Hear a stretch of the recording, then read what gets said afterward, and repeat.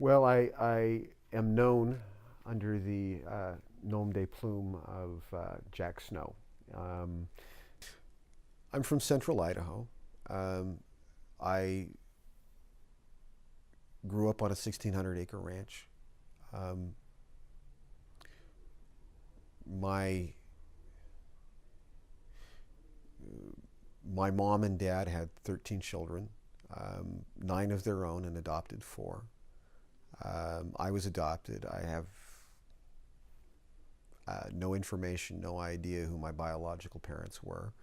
That's the reason I picked the nom de plume Snow, because I'm a bastard from the north.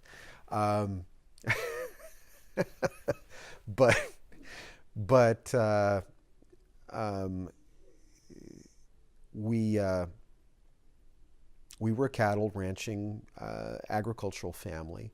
We raised cash crops. I went to a very small school in a very conservative area. Um, my parents were Mormons. I was raised Mormon. Um, um, I think that my folks were good people. I also think that they probably would have wound up voting for Trump, and that's unfortunate. Um, um, I I've been married for 31 years. Um, I have four kids, and I have two grandkids. Um, I My thinking has evolved over time. I think that becoming an atheist uh, allowed me at least to drop the dogma that I had been um, indoctrinated with. Um, and I I think that being married for 31 years and seeing how happy that can make me, and having children and grandchildren, um, I think that I've seen so many young people who had these, uh, like when my daughter got married, she was just so excited. And she positively glowed on her wedding day.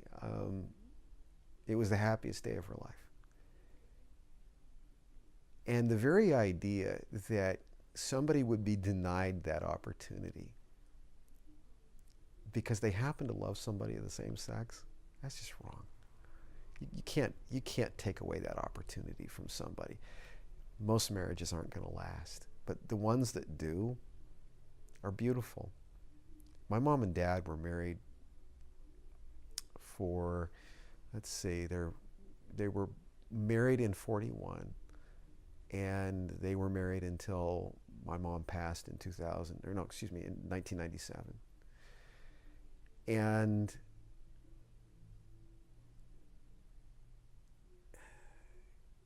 so I don't believe in God, but I do believe in love.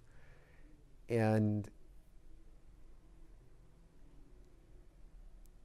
I think that one of the failures uh, of of the dogma that I was raised with was that I could see that the message of Christ was a good one, but it wasn't practiced.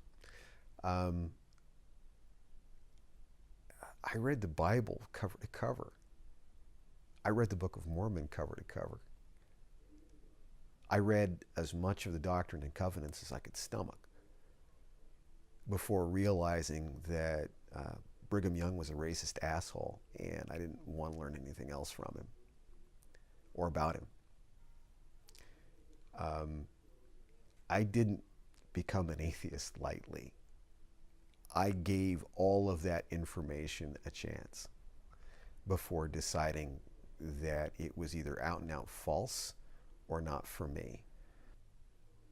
I was the worst cowboy ever. I couldn't hit anything with a throw rope to save my life, and I wasn't a particularly good shot. Um, but I was in a situation where I had to hit something with a throw rope, and I did. We had a concrete ditch.